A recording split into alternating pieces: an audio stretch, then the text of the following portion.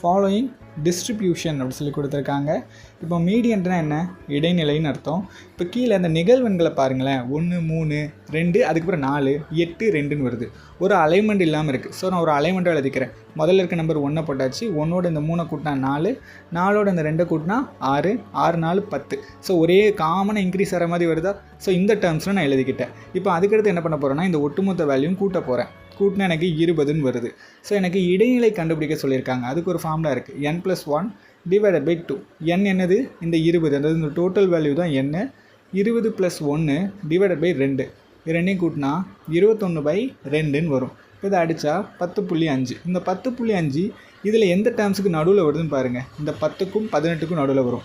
10க்கு நேராக 4 இருக்குது, 18க்கு நேராக 5 இருக்குது. ஸோ இதோட சென்ட்ரு வேணும். ஸோ ரெண்டையும் கூட்டி நான் 2ஆல் வகுத்துட்றேன். வகுத்தா எனக்கு 4.5ன்னு வரும். இதான் எனது இந்த ஒட்டுமொத்த டேர்ம்ஸோட